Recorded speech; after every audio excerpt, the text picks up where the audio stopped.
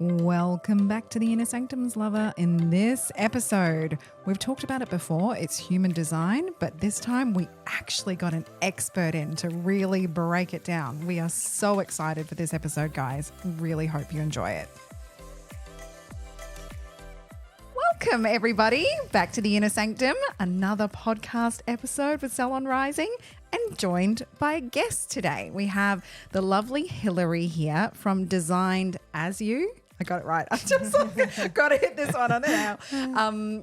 Who is joining us today to speak about a topic that we have tried to discuss before and really not successfully done so. Every single time. So we've brought up in the past a topic called human design. So Hilary is a specialist in human design.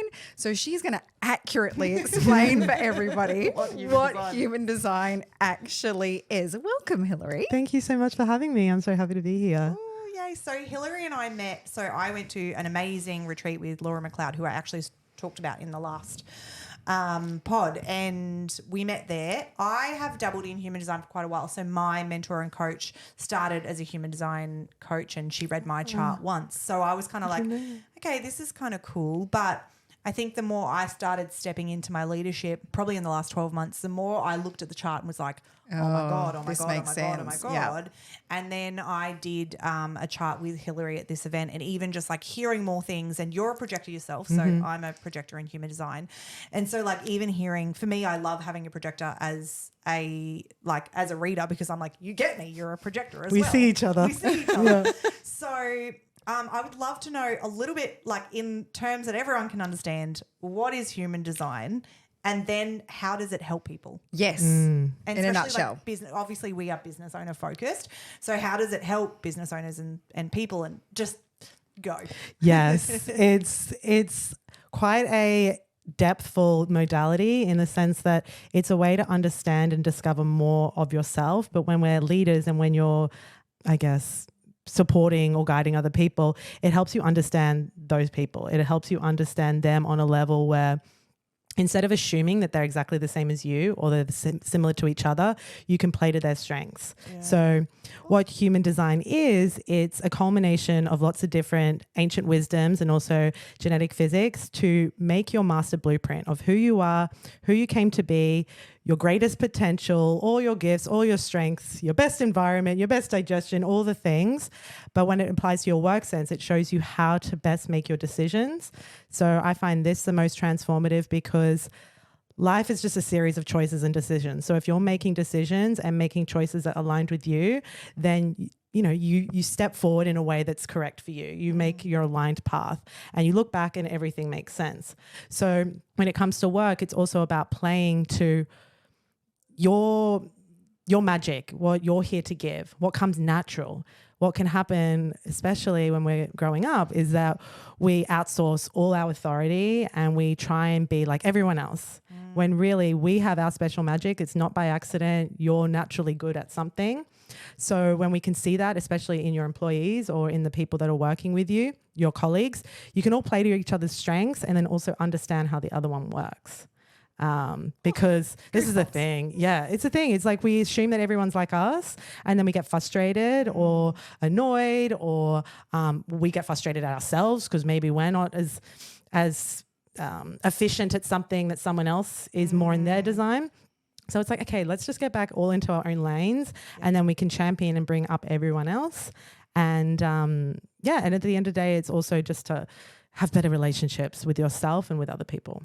See, because that's when we first started discussing human design within the podcast, was we were talking about how we all did, as in Samara and I did the designs for our children to try and understand our children better, to be able to guide them to be who they are and not, have their authority taken away, as you say. So that's where we first came to it, wasn't it? Ironically, Samara is a projector who's parenting projectors. Like 2 projector daughters. Beautiful. Yeah. And I've got 2 projector daughters and then a man-gen son. So it's, even for me. And it's something I want to keep delving into, because for me as a business owner, I want to know, and I haven't delved into enough yet. Like this is the first really good conversation. And every time that Salon Rising as a company, every time we find something that allows us to be better at what we're doing, understand people better. We're really strong in what we're doing. So I had a reading with Hilary. After I did the event, I loved it, and then had a full reading with her, and then told Rich and Jen now they're having their own readings, and then we want to do a reading together. So how we best work together, how we best support our teams, and then it for me will be the next thing of how can I do this with my team as well, so they can feel really supported as well. So it's just so cool that when you start to delve into something like this, there's just all these different avenues where you can get better. Like you can Absolutely. more. Yeah. And meet people where they're at. Yeah. So I would love to know, so if you were describing it, so there's obviously all our listeners that may never have heard of it because we've only heard of it. And we're like, throwing around names like I'm this and I'm that. So that doesn't make sense. Everyone's we need to like, break "What?" it down. So if you were explaining it, so say someone out there that's listening has no idea about human design, what is the easiest way to explain to them, like, if they like, how do they look up their chart and what are the things that they need to look at? Because so often with my clients, I will be like, what is your human design? And they're like, I haven't heard of it. So we get their chart up, and then I'm like, just Google things. And as they Google it, they're like, holy shit, I've never found anything. Yeah. I've not had a single person say to me, this doesn't relate. Like every single person that does it, it relates so hard. It's crazy, I know. So if anyone out there does no idea what we're talking about when we talk about human design, how do they do it? And then let's break down some of the stuff. Yes. Yeah.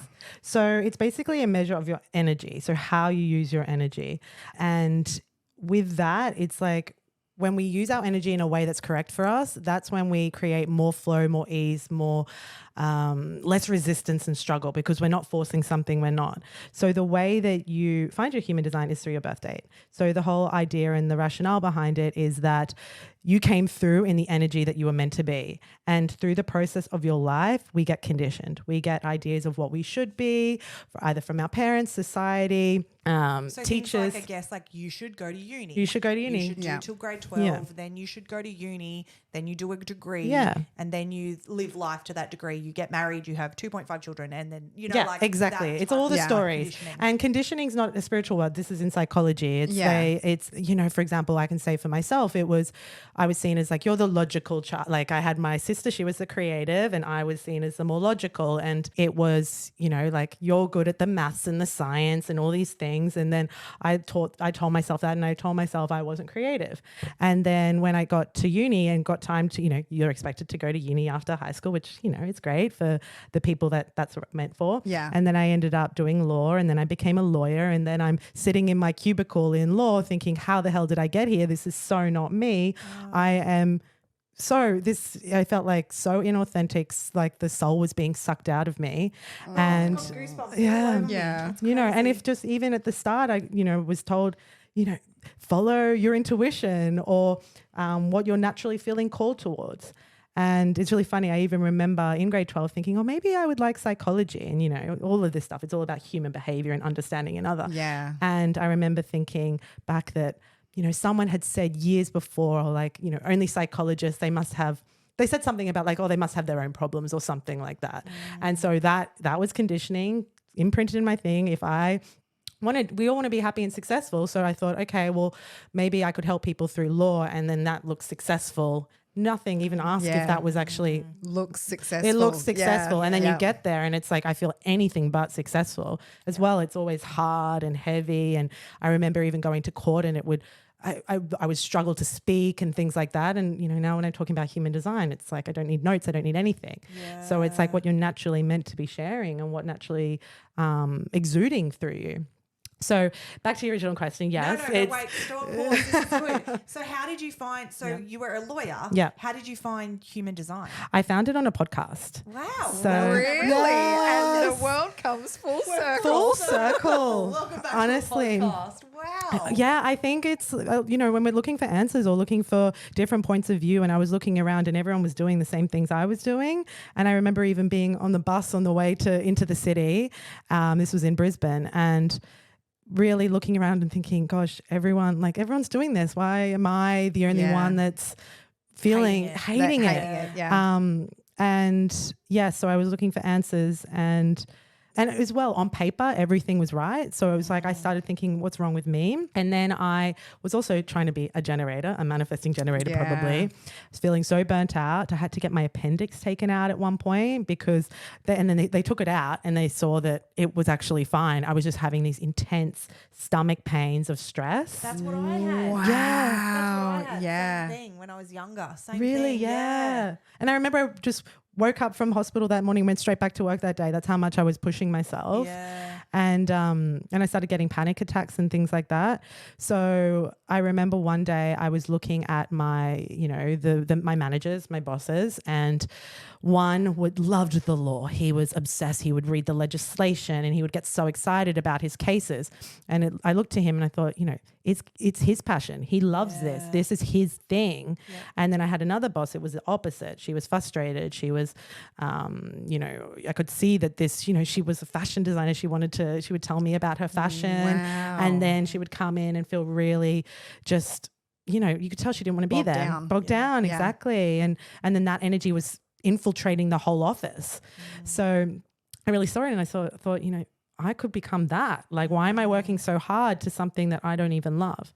And so, yes, I went down all the rabbit hole of podcasts and things. And I heard a podcast where she was interviewing on human design. I'd never heard of it before. This was back in 2018. And from there, I was obsessed. I heard I was a projector and I still remember exactly where I was. It even gives me goosebumps. And I was like, this is me. This is why it's not right what I'm doing. I'm forcing this thing that's not for me. And then from there, I just started studying it, courses, and gave me the courage to be like, okay, this isn't it. So then I let law go and I moved overseas for a couple of years. Wow. I love that. That is so cool. Talk about finding your purpose. That's amazing. I know. Oh, love. Okay, so they find out through their birth. So Yes. You put it through the system. If you just Google it, we can probably put it in the link below. We'll link to your one on the link in the show notes. Yeah. If you press on the link on Hillary's link, it'll bring up where you can put the design in and then the design. Yeah, you just put your details in and then it will bring back your design. Name, your birthday, and you need your birth time. Yes. So if your mums are dodgy and don't know your birth time, try and find out as close to possible. As close to possible. Yeah. I feel like if you don't know your time, it's such a shame that you don't get the wisdom that you can gain from human design. So just as close as possible. Also what you just intuitively feel connected with when your mum says, between 4 or 6. So I would also suggest to look at it every 15 minutes if you're unsure and see if anything changes. It shouldn't change that much. I was like that convinced that your mother had it wrong. Actually know. Like I was like, you don't know. She was like, I do know. And I was like, I just don't think you know. And she was like, I do. I was like, you've had a lot of children. You don't know. Anyway, she came over to my house and I was like, I'm gonna ring the hospital. I'm gonna find out. Yeah, like, you can ring the hospital. That creepy person. That person. They're gonna answer and be like, I don't give a shit about human design. We're busy delivering babies. Piss off. And mum came over and like slapped the baby book. The thing from the in the crib. And she was like, see, I told you. And I was like, but now I'm like, I'm so glad because I don't question it. I know without a doubt that is exactly my human design. Yes. But yeah, you need to know kind of, and then also where you were born. Yes. Yeah, you were born. Yes. Yeah, I have a funny story with that. But my mum, she told me it was 10:13 and it became my profession. And about 2 years later, she's like, I haven't been wanting to tell you. It's actually 10:11. I checked your birth certificate.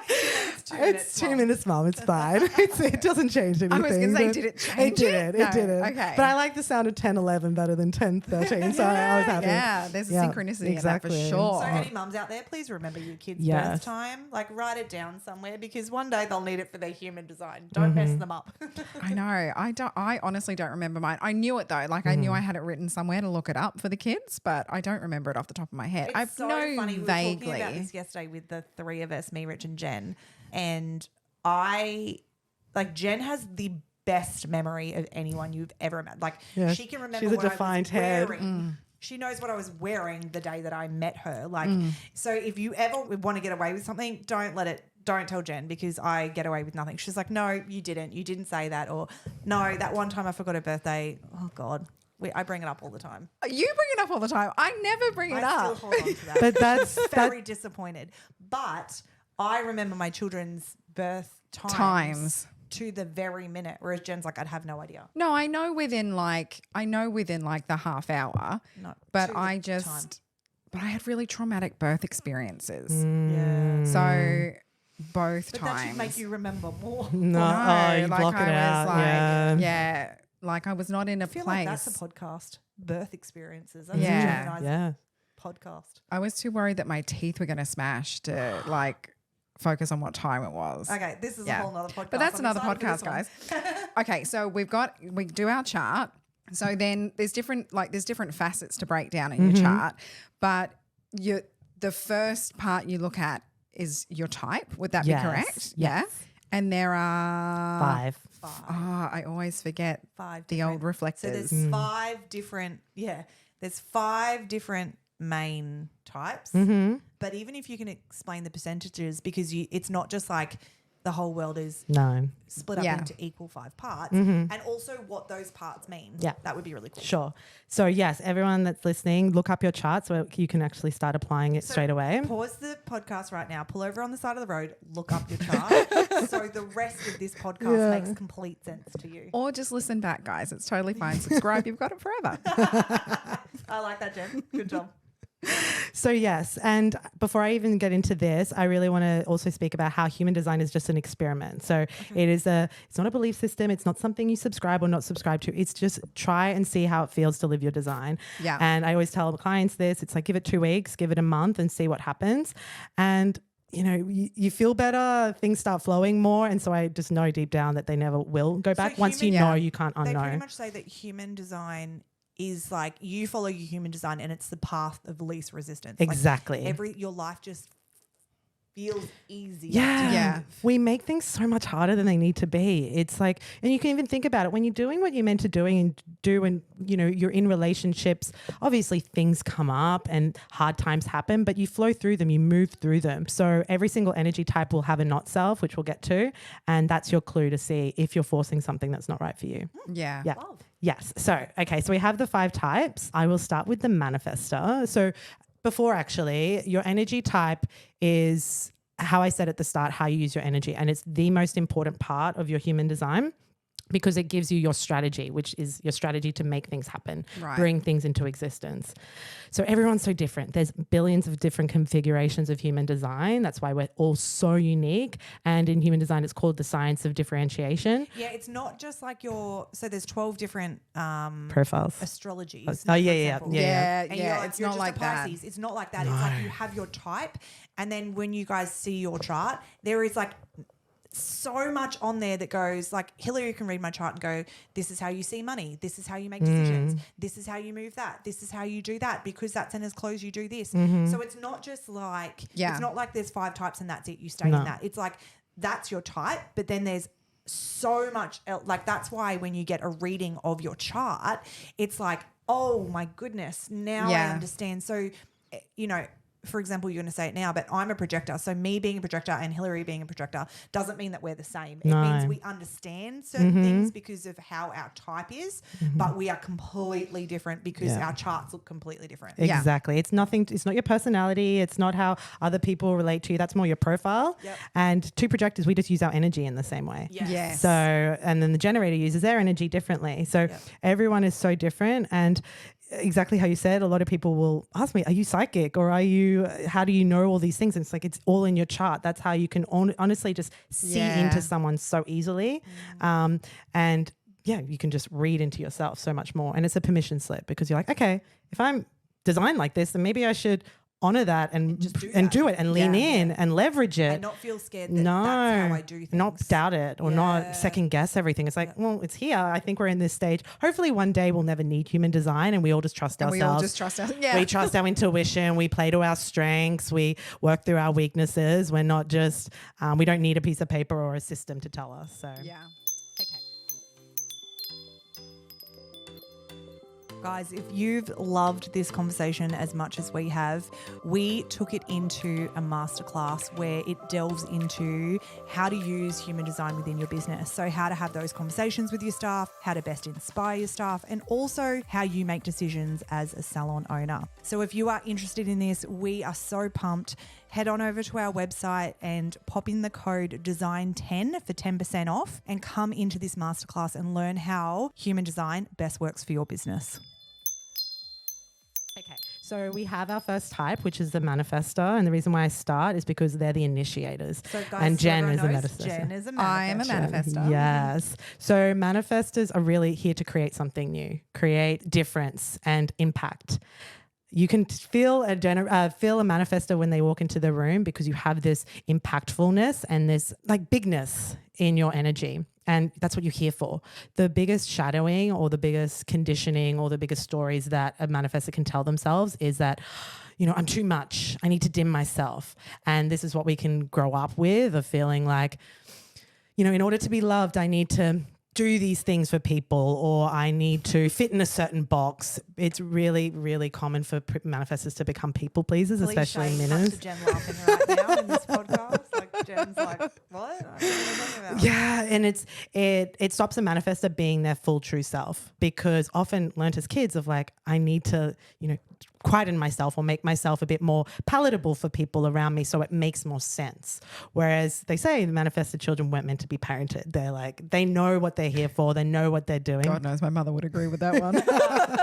Can't be tamed. For me, the funniest thing is two of my very best friends are manifestors. So Yeah. Jen's a manifestor and my best friend Trace is a manifestor.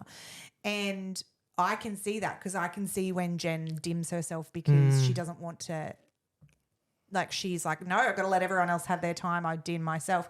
Whereas my other best friend, she kind of just knows who she is. Like, She so does. she knows who she is. She doesn't give a shit if people don't, but she thrives in that. Like, and people are so glamoured by how well she turns up and does life, because she's not apologetic to who she is and what she does. Yeah. And so I think it is that people take it as a, holy crap, I'm kind of feel nervous to be around her because she knows who she is, or I'm so in awe of this human because she knows who she is. But it's so funny because I can see both sides, because Jen's coming more out in her manifest self than ever now that she's stepping in, living her design, and is not afraid to step up and be like, no, or yep.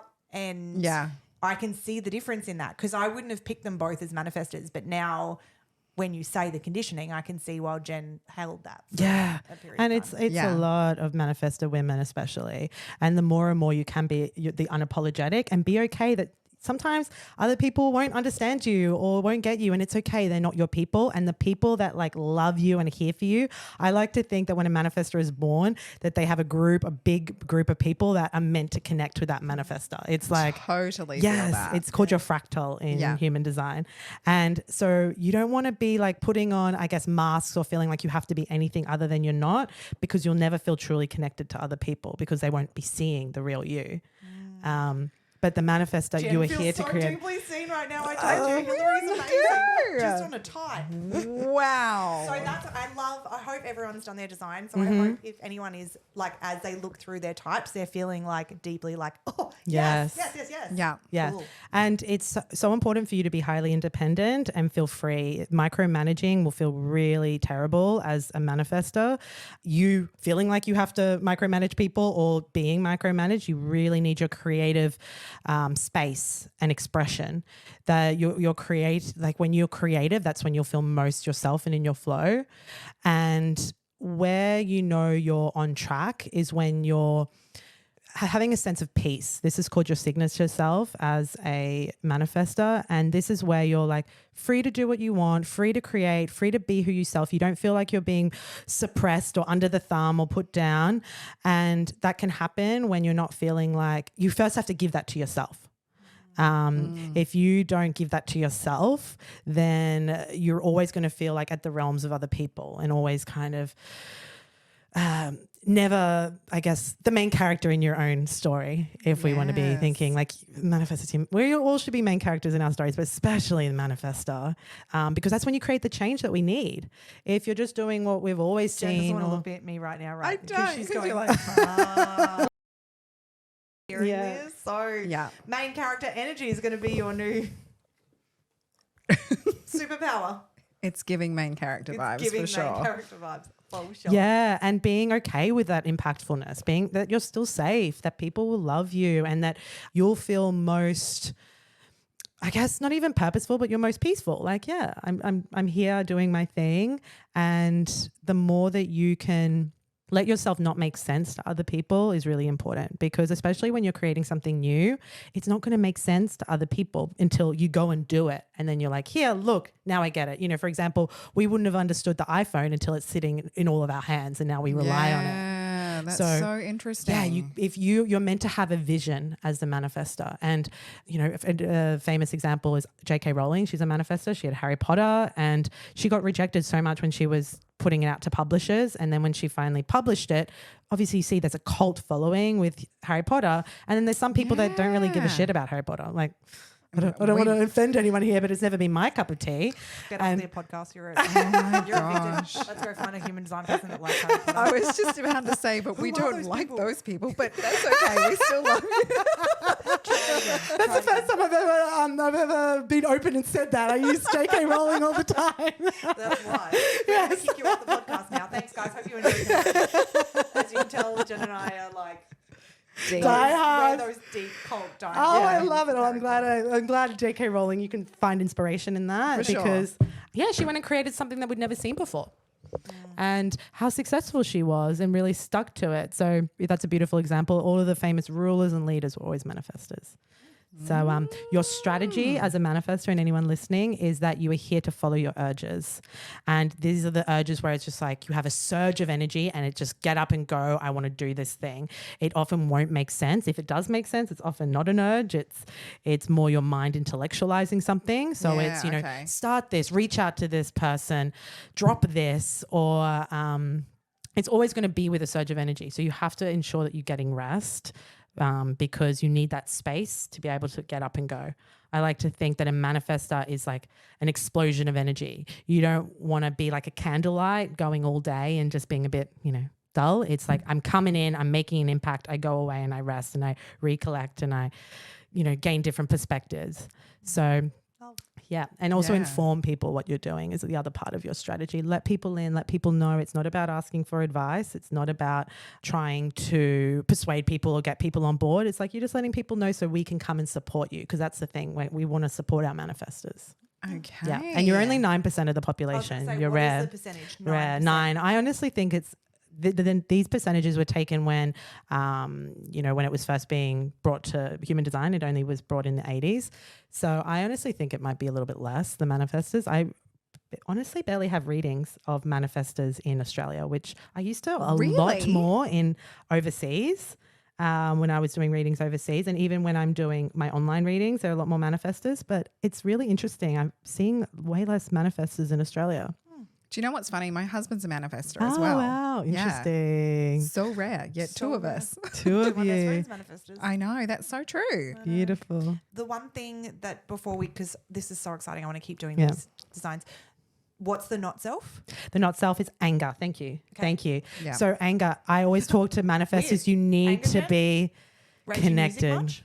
Yes, good. Having your outlets. That's good. You need to make No, friends with like anger. literally, and you don't believe me, but my like No, I'm saying it is real. oh yeah, no, Angry it's music, Jen. totally real. Yeah. Like they You used to don't say, see "Can it you from smell Jen what much, Jen's but she cooking?" gets Like The so Rock, angry. you know, like Yeah. so angry. Jen No, but- doesn't drink vodka because of that reason. Yeah.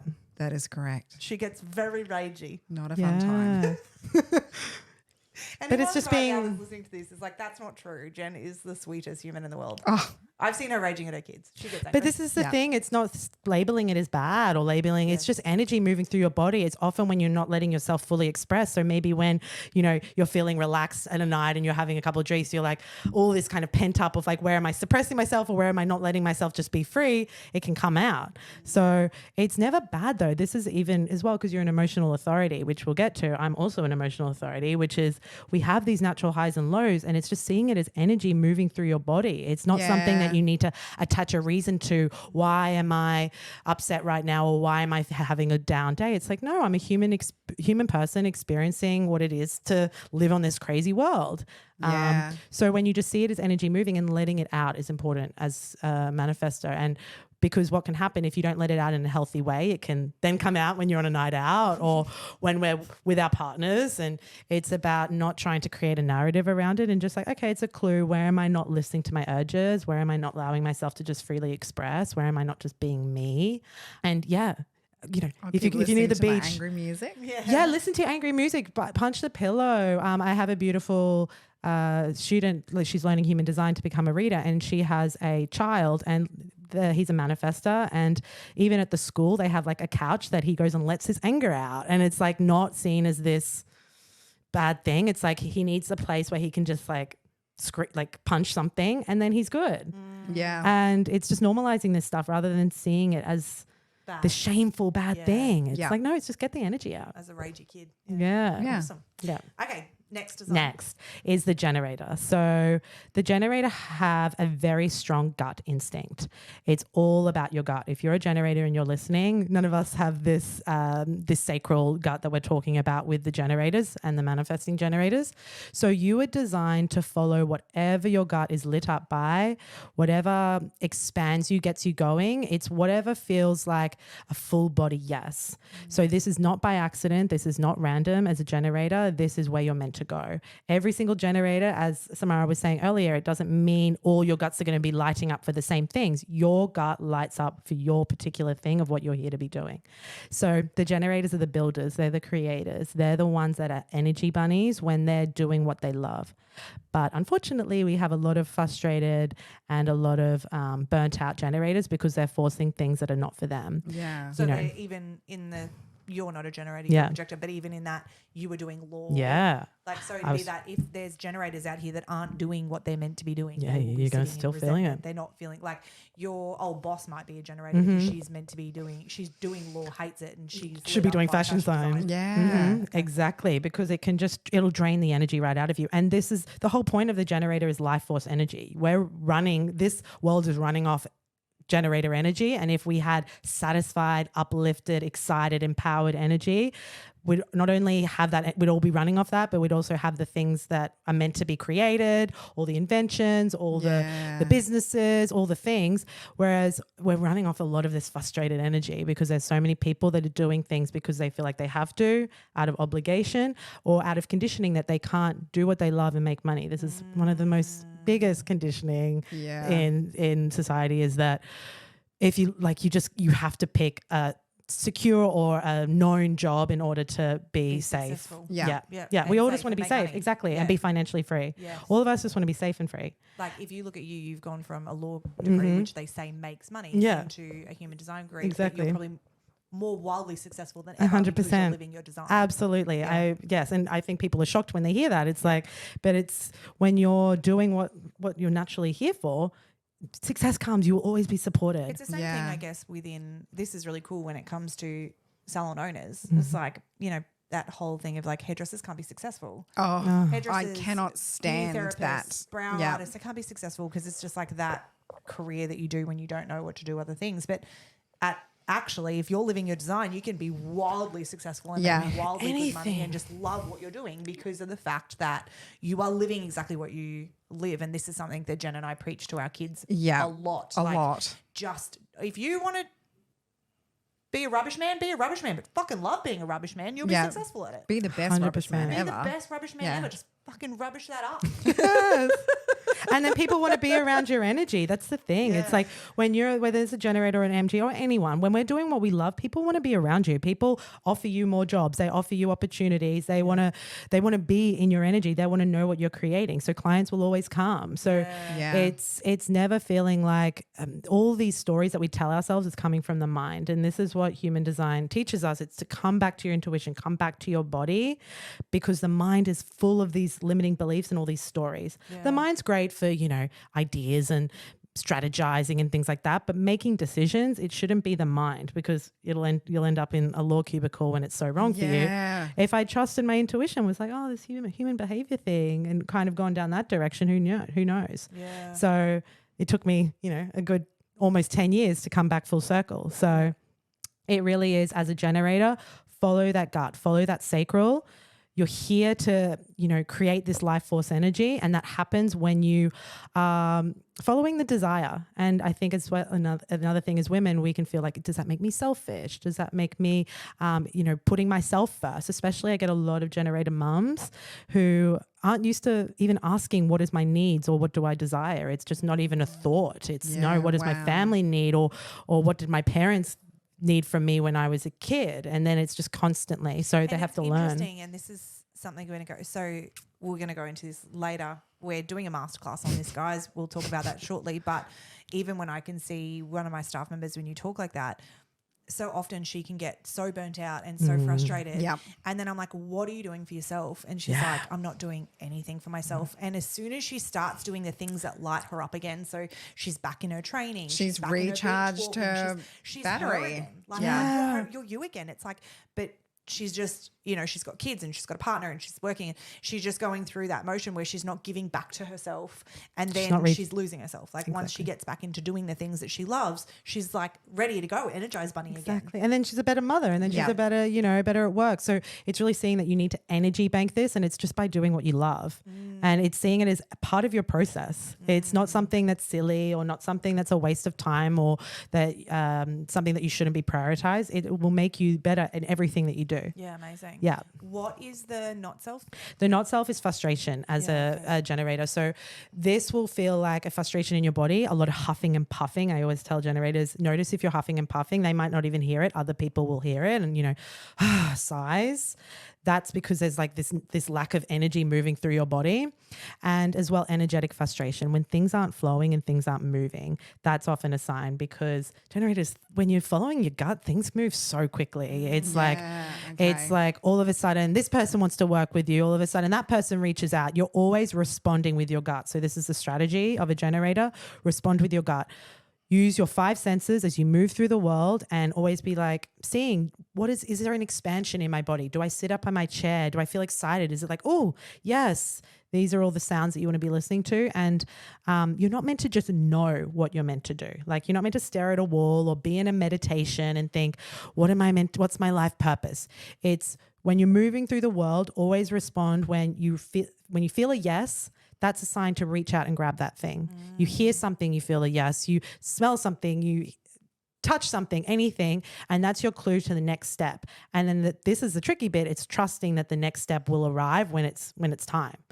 We want the full action plan ahead, especially if you have an open mind, if you've got the centers open at the top.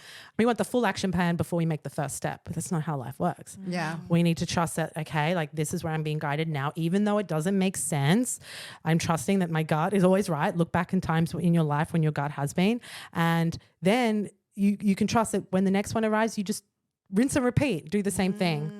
And then it all adds up, and you look back and you're like, okay, now I know why I had to do that course, or why I had to go to that coffee shop. I met that person. It's like we never know. We might think, oh, I'm enrolling into this course because I'm meant to study this thing. No, maybe you're meant to meet someone there that you end up doing a business with, or you get the idea because you hear the teacher talking and it's got nothing to do with the course. So we want to they call it a body passenger consciousness, where we're almost like a backseat. Our mind's a bit of a backseat, and just let your body go and then flow with it. And that's when there's least resistance. So what's the number of population that generators? Generators is 35%. Okay. So it's going to be mostly generators and manifesting generators. So we'll get to that next. And then your true self and your signature self, when you're on the right track, this is your clue, is a feeling of satisfaction. So you go to bed and you feel satisfied that, I use my energy in a way that feels really nourishing, satiating, satisfied, like you just had a full meal.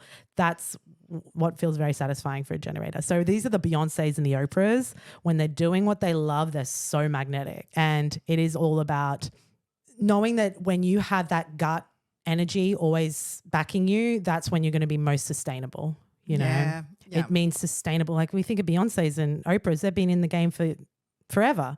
And they're masters of what they've been doing. That's what the generator is. And that's what differentiates them between the manifesting generators. Okay. So the next one is the manifesting generator. Manifesting generators. So these People also very similar in the sense of that they have their gut response and they have the same strategy, follow your gut. But the difference between a manifesting generator and the generator is that their gut is going to be changing all the time. So the manifesting generators, their gut will change a lot more often. So they are people that are always going to be moving and changing and evolving, and they will always have these new identities creating, and it's important to let themselves move as their gut is changing, not feeling like they have to stick to one thing or they have to master one thing, because that will actually drain and suppress them. They love to put their energy in lots of different places, and when they do that, they become the energy buddies. Like Samara was saying, one of her of the women in her salon is an MG, and she lifts the energy of the room of the place. So this is a beautiful example of an MG when they're just doing their thing and letting themselves have their fingers in lots of different pies. They'll have lots of different hobbies and lots of different interests, and it's about, they often won't make sense to each other, and that's okay. It's not about trying to make it all align, and they'll often be either hairdressing, then writing a kids book, DJing at night, and to everyone else it's like, how are you doing so much? We never want to try and compete with an MG mum, especially if we're projector or manifestor mums. Like the MG mums are the ones that doing the football, and then they're also doing the speech and drama, and then they've also got their full-time job, and they're just doing so much. Jen is a manifesting generator. Where you look at your mum friends and you're like, I reckon she's a man Jen. I reckon she's a man Jen, because they're the ones that just do it all. And then she's got her kayak on the top, and then not all her hobbies, her paint in the back and anything. It's like, I can often joke with MGs that they can be quite expensive when they get hobbies, because they buy all the things and then they might be over it in 3 months. But that's important. People that are manifesting generators, your gut is going to light up for something that you're meant to move towards, but you master things very quickly as an MG. So you might enroll in a course, or you might start a podcast, or even start a book, and halfway through you're like, okay, I'm done with that. I got what I needed, and trust it. Don't feel like, I got to force myself to finish it, or I forced myself to stick to one thing. No, it's only going to drain you, and it's only going to stop you from your progression. And a good example of an MG, this is Rihanna. So for example, she started with music, and she became wildly successful, and then she openly said, no, I'm done with music. I'm not making any more records. She went into Fenty, she went into fashion design, skincare, and she's more successful now. And now she's in motherhood, and she does philanthropy, and she keeps it moving. She's never like, maybe her music wouldn't have been as good if she kept enforcing it. So it's about seeing that your way of success is not going to be linear. If you're an MG, you're going to be moving around, you're going to be changing a lot, but because you move so quickly, you can't be waiting for the rest of the world to catch up. You can't be waiting for people to accept the way you're doing things. Often when I talk to MGs, it's like, you got to own that you're someone that shifts and changes. When you come to someone and you say like, yeah, I'm starting this thing, I'm getting rid of that, I'm enrolled in this, and I'm really excited about this new venture I'm starting. And it's such a different energy than if you're coming all wishy-washy and being like, oh yeah, I'm kind of starting this new thing, maybe. I don't know, it's kind of silly. Then people reflect that energy. Yeah. So it's like when you own it, when you say it, everyone's like, yeah, go, like amazing. Look at you go. You're showing us that you can be and do it all. So that's going to feel really satisfying. If you're feeling bored or frustrated, again, this is your not self. And it's also going to feel like the stagnancy of energy. That's the worst thing for an MG. You're meant to be so like moving, lit up, energetic. So that's the case of just come back to your gut. Where are you saying yes to things that should be a no? That's a big question to all generators and MGs. You got to be so like your sacred no. If there is a no, you have to be brave enough to say it, and no people pleasing, and know that if it's not right for you, it's not right for them, and you'll just show up as a shell of yourself anyway. So really honor the no, and always come back to the yeses. They're not random, they're not by accident. Amazing. And their true self is that lit up. The true self is that lit up, satisfied. So the same as the generator. Okay, cool. So the only difference is that the MG just moves a bit quicker and can often like skip a few steps, jump a bit forward, and they often will like to have a lot more change. The generator sticks usually to the same realm, whereas the MG will just shift and change, and they really have to be okay with like, the death and rebirth. They're like letting things go, moving it on, like let go is so good for an MG. Yay. Yeah. All right, so we've got 2 left. Yes. Where do you want to go first? Projector. Which is Yes. me and you. Yes. Yeah. So projector is only about 20% of the population. And again, I think it's actually less. But right now, the projector was the latest of the energy types to start being born because there was a need, and I guess where we were evolving as a human species was guiding all this energy that was already happening. So we have these generators, we have the manifestors, we have the MGs, all this energy, and the projectors are here to guide. They're here to show how to best use that energy. So projectors are very obsessed with the other. They really can see deeply into other people. They can hone in. It's a lot about like, how can I support other people? How can I help make them life a bit better? How can we as a team work better? It's a lot about like success of the team. It's all about the other. Sound like me at all. It's so much. We're projectors. We often don't look at ourselves as much, so we can see so deeply, and we can't see ourselves as clearly. Often it helps to have another projector to also see deeply into each other. I have my good friend, my best friend, she's a projector, and I'll often ask her, I'll be like, projector advice, just tell me what you see. I can't see myself so clearly right now. You're really here to guide, and your energy works differently in the way that you're not here to like force yourself to do and all this energy. It takes away from your real natural skill, which is to oversee and which is to give different perspectives and which is to lead. And it's a different type of leadership. It's more from, leading from behind, like leading through empowerment. You really, as a projector, you see the potential in other people. And you're often everyone's life coach, everyone's psychologist, everyone's, champion, because the projector always wants to lift everyone up. And I really see that the projector holds like the space of the people around. So this is why we also need a lot of rest as a projector, because you're doing a lot without you even realizing. You're holding your family together, you're holding your people together, and it's all very done energetically. So the projector, it's very different to all the other types of how we think, how you're supposed to live or how you're meant to be successful. So, but there's a lot of high achievers that are projectors. So they try and like keep up with the game that we're all playing. And so there's a lot of burnt out and a lot of bitter projectors because they're either forcing things again that's not right for them, but they're also trying to like prove themselves or recognize themselves in things that aren't for them as well. So I definitely did that with law, and it's all about moving towards internal recognition of seeing what you have to give is valuable. So projectors, you're very, very efficient. So you can do 8 hours of work in 3 hours. But that doesn't mean you should do 24 hours of work in 8. Yeah. And this is what a lot of projectors are doing.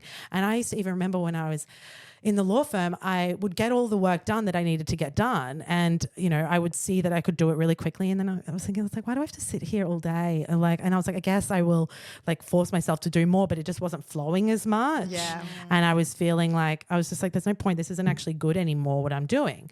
So it's really seeing that like ride the energy when it's there, projector. And then when it's not, this is when you're learning about the world. This is when you're, getting more guidance, more, wisdom under your belt.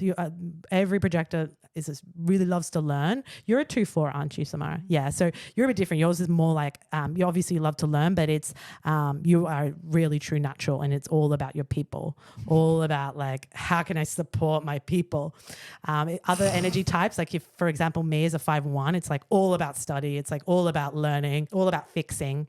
So look to your profile as well if you're a projector of the role you're here to step into. So, or you can do the masterclass. Yeah. So yes, we are next week. While we quickly touch on this, next week, our masterclass will be up for you guys, where we're going to delve into this even deeper, especially as salon owners, how we best support our like staff, human design and business, all of it. Yeah. So this is just like the types, but we're going to go into all the different stuff in the masterclass next week, which we will give you more information on at the end of this. Absolutely. Yeah, beautiful. Okay. And so the strategy as a projector is that you are here to wait for the invitation. And how this works, this is not a disempowering thing. This is so that you are aligned with the right people. You are guiding the right people. So with a projector, you are really designed to follow your curiosities and what you naturally see. Every single projector has their thing, their niche, the thing that they just so could naturally do with their eyes closed. And it often can be in a process. It can be they're very efficient and love things being a certain way, or through other people. It's often about other people. So having your niche and then developing it, and also like showing yourself as that, showing that you are an expert in this, showing that you are, I feel like every projector, it's so important to work on your self-worth, because if you don't recognize yourself, other people won't recognize you. So it doesn't mean you have to be arrogant. It doesn't mean it's just like, I know what I'm talking about, or I'm just sharing openly. So people see you as like, oh, that person can help me. If you're hiding and if you're like secretly, keeping all your stuff at bay, how are we supposed to know that we can ask you this? It's so interesting too for me as a projector. When I started learning more about this, I can pinpoint a moment. So they say the reason why to wait for the invitation is when you don't, people feel very repelled. Oh, absolutely. And I remember being in an event, and I almost feel like messaging this girl one day and being like, I am so sorry. I had just started Salon Rising, and I was at an event, and she was a beauty owner, and they were just there doing it, and I sat down with the owner, and then I literally just like spewed out any information I could, because I was like, I'm going to help her. Yeah. And Because we want to help. just started Salon Rising. So I was like, do you do this? Do you do this? And she's like, you can tell she was like, all right. And then like when I left, I was like, I was trying to help. Like in my head, I was like, why was she so repelled by me then? Like I was just trying to help, and I was trying to give her information. I was trying to make her successful. And then the more I stepped into Salon Rising, it's almost like this defined, I see that now, because waiting for someone to say like, hey, what do you think about this? And letting me then give the knowledge. I realize now, most importantly, I need to step back and wait for the invitation, because when I just give the information, I repel people, because they're like, or just the information just bounces off them. And then it's a waste of your energy. And then I feel resentful, because I'm like, I'm just trying to help, and they're like, get off my fucking back. Like, I don't want it. Like, I didn't ask for your advice. So for me, knowing that as a projector became so valuable, because then I know now to stop myself doing it. Yeah. And also know within this industry that the ideal clients and people that want to work with me and get my perspective on things and be able to let me guide them will come to me. Exactly. Because if I try and force it and be like, you should work with me, someone's going to be like, you can back off. Well, this is exactly the conditioning, that if you want it, you have to go out and get it, and you have to force it, and you have to like really market yourself and all these things, and it never works. I was exactly the same. And exactly as you said, it's a waste of our energy. As Jen also mentioned, it just bounces off them. It's like, it feels like it's falling on deaf ears. And as a projector who, we get a lot of like self-fulfillment, or feeling like if we're helping someone, it's like, okay, like I'm doing my thing. It feels so satiating in our body. The same with how the generator, when they're just doing what they love. It's like when we see that our I guess guidance or our take was helping someone, it's like we get that same feeling. So when you don't get that, it's like, and you feel bitter, which is the not self. So my not self is bitter, And it is, and it's not even just bitter, it's like feeling taken for granted, taken advantage of. You feel a bit like icky. It's like, you just feel a bit like you kind of got like, I don't know, you're sitting there naked now, because you're like, I just gave you so much and you didn't even receive it. Yeah, and then you feel judged and like... Exactly, and misunderstood is a big thing. I'm like, I can 100% feel that within my bones. And we're so energetic, we feel it, even if like they don't say like I'm not ready. That I did this too. Yeah. Being like, girl, I'm sorry, this is how I was that day. But it's all experimenting. It's really allowed me to like reflect on that and be like, Yeah, and some people, they're just not ready to hear it, or they don't want to hear it, and like, it's not up for us to be the ones to have to tell them, force it. And trust me, if you give it some time, like maybe if that hadn't have happened, she would come, like she would have started following you on Instagram, and she would have come, she would have paid you, and it would have been and it would have felt like a beautiful aligned invite. So it's so important as a projector to just wait that little bit. They're going to come, they're going to see it, you're doing your thing. And if they don't come, then it's not meant for you. people. Exactly. But and how I've seen it's like then you feel as well fully like your energy is used in a beautiful way, because they've received it, they've gone and been able to then implement it, you feel good, and then hopefully there's been an energetic exchange. Like they talk about as well, like projectors, we shouldn't just be always giving this away for free. Like have your exchange, something that you feel like, okay, I feel successful, so that's the the true self, the signature self as a projector is a sense of success.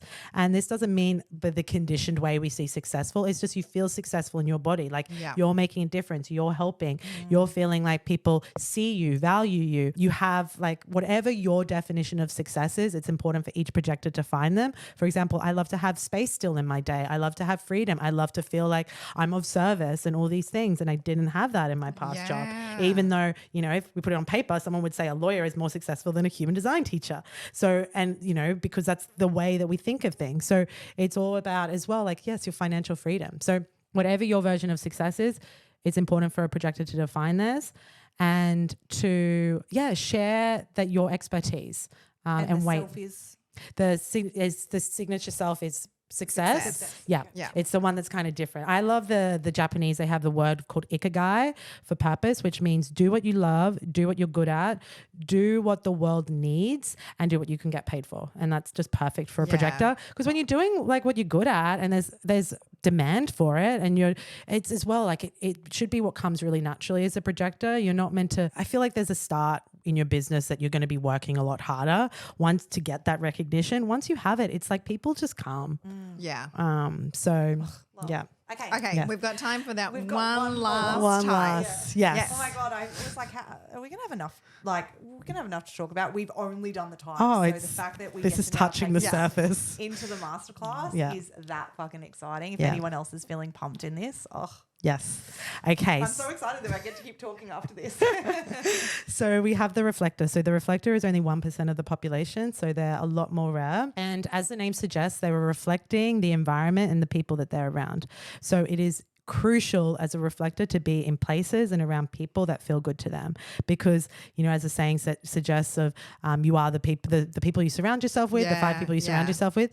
That's very true for a reflector, because they're so open to their environment that they act as a sponge, and it's all about they can be whoever they want to be. And it's not by accident the places that they're feeling connected towards, because that's meant to bring out that part of them. So they often said that the reflectors would be really beautiful beside the ruler, as being able to see the health of the people, the health of the organization. Even just recently I had a workshop and there was one reflector, and there was 50 women there, and I could look to her to read the room of how everyone was feeling and how I could see her so instantly. Cool. Yeah. I love it when I have, even in my courses, if there's a reflector, because whatever she's experiencing or she's feeling, it's permeating the whole space. It's any feedback from a reflector is amazing. Tiana's amazing. A reflector. My coach is a reflector. Really? Yeah. Wow, beautiful. That is amazing. Yeah, which makes a lot of sense. It does, doesn't it? Yeah, you can't pick a reflector though, because the thing is that it's so about their environment. So you can have a reflector that's, I dated a reflector in America, and he was just so his environment.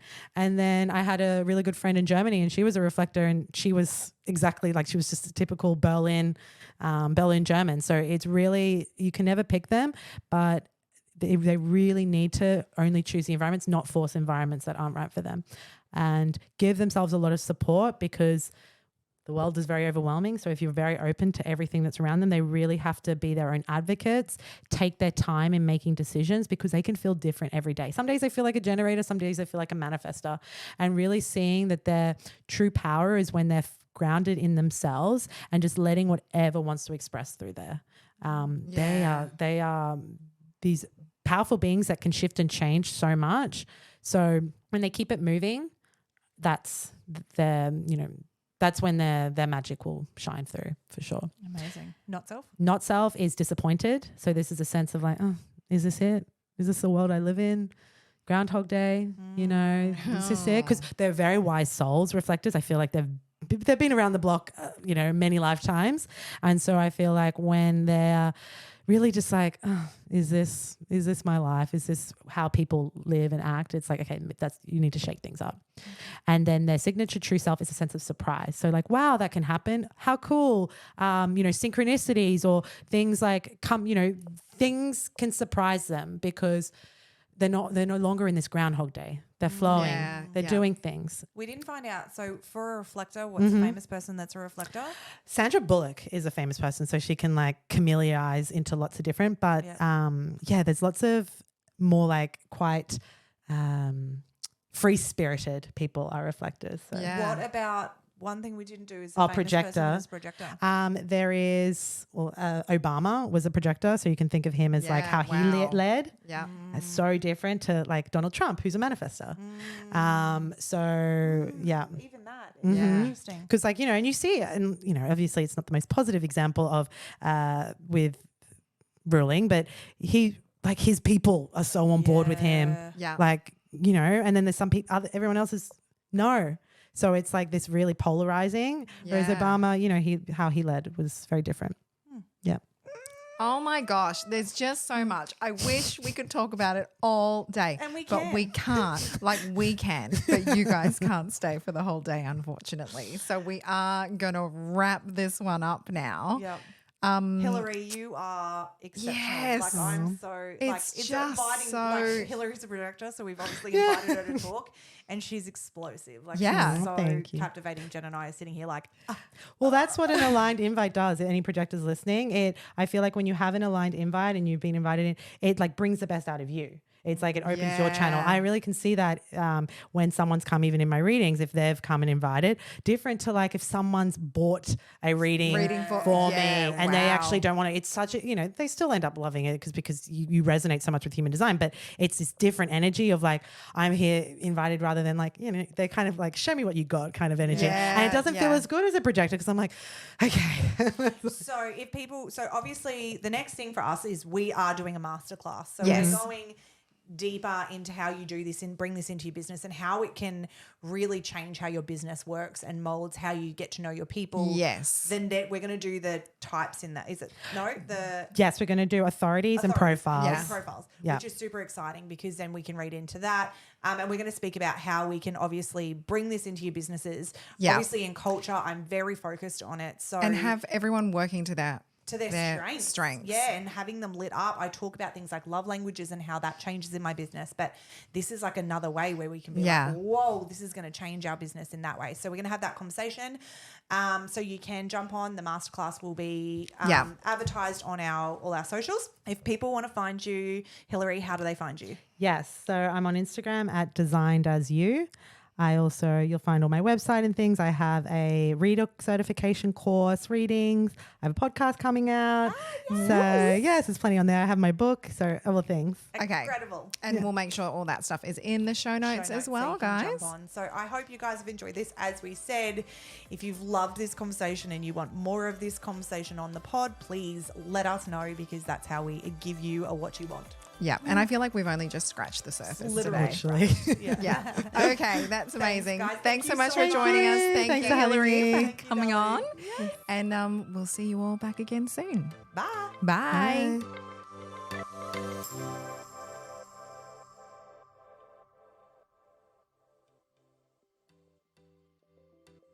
Guys, if you've loved this conversation, we take this far deeper in our masterclass with Hilary on how you can use this as a business owner and also how you use this with your staff. So we go into things like how your staff receive praise, how you have hard conversations with them, but also how they work best and how you can support them. So for today only, listening to this little podcast you've listened to, our discount code for this to receive 10% off is design10. We cannot wait to see you over there. The conversation is amazing.